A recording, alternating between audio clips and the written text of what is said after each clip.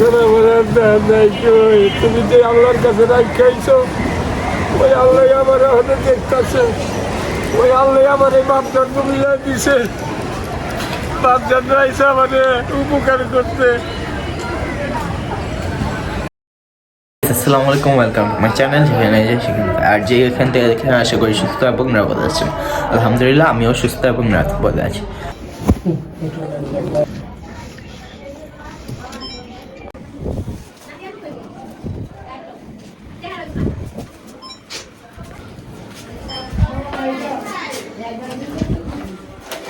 এই যে আমার ওয়াইফের সব মেডিকেলের কাগজপত্র।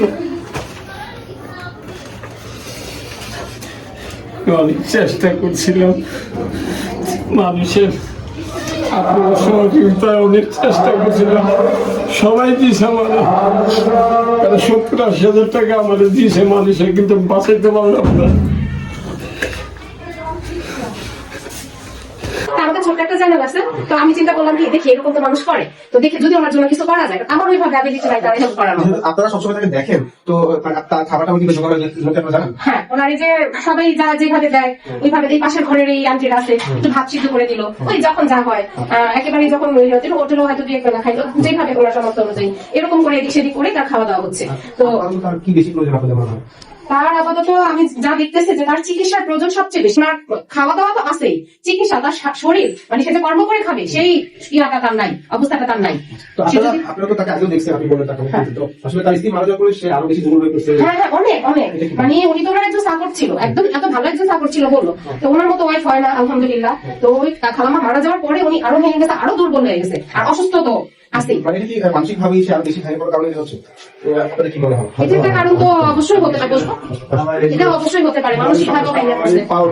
আমাদের পাওনা যদি আমি একটা প্রাইভেট ভালো চিকিৎসা করে পারতাম, আমি দেখতাম মালিক যদি ভালো করে মালিক তাহলে আমি তো প্রাইভেটে যাইতে পারি, পয়সা হবে, কিন্তু প্রাইভেট চিকিৎসা দিতে পারি। ওই ডাক্তার দেখাইছি, ওই যে 10 টাকা 20 টাকা 30 টাকা টিকিটে ঢাকা মেডিকেল দেখাইছি, মিটফোর্ডে দেখাইছি, এইভাবে কিন্তু প্রাইভেট চিকিৎসা আমি অর্থের অভাবে পারি নাই করতে। তাহলে পায়ের অবস্থা ভালো না, অর্থনৈতিক থাকলে চিকিৎসা করার মতো অর্থ। পায়ের সমস্যা থাকার পরেও সে হচ্ছে কখনই আপনাদের এটা দেখে সেটা একটু বলে যে আসলে তার পায়ে খুবই সমস্যা। পায়ে খুবই সমস্যা, তার পাশে দেখা গেছে 4-5 কদম হাঁটলে তার পাটা চলে না, মানে খুব কষ্ট হয় তার। প্রতিদিন আগে ওনার ওয়াইফের কবরে সে যেত, কিন্তু এই পায়ের অবস্থার কারণে, পায়ের খারাপ অবস্থার কারণে এখন ইচ্ছে করলো যেতে পারে না। আরেকটা হচ্ছে রিক্সা করে যাবে, সেই আর্থিক অবস্থাও তার নেই, যার কারণে এখন তারপরে সে সপ্তাহে একদিন শুক্রবার সে অবশ্যই যাবে, সে যায়।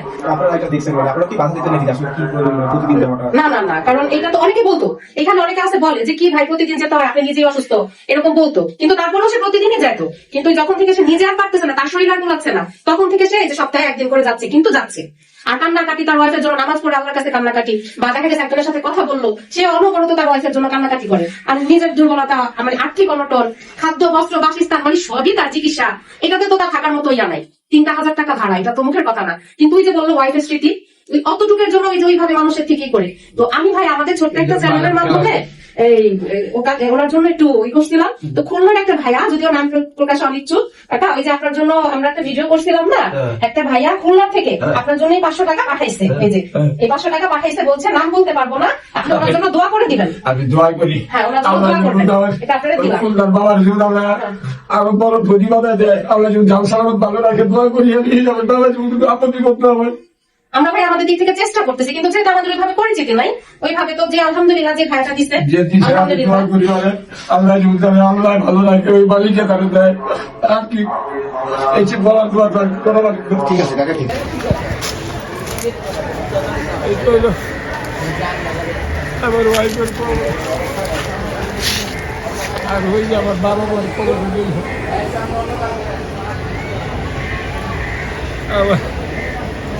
আমার একা ছেড়ে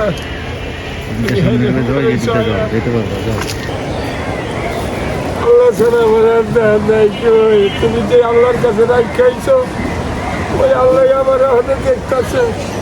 ওই আল্লাহ আমার এই বাপ জন্ম মিলাই দিছে। বাপ জন্ম আইসে আমাদের উপকার করতে।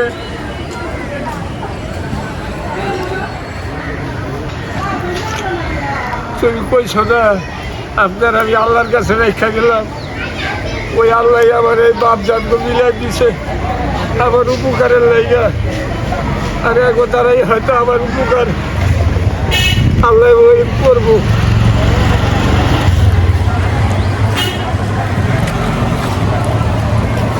আল্লাহ আল্লাহ মাফ করে দিয়ে দাও। জীবনে আমার কোনো সময় কোনো কথা দিয়া কষ্ট দেয় না, কোনো খাওয়া।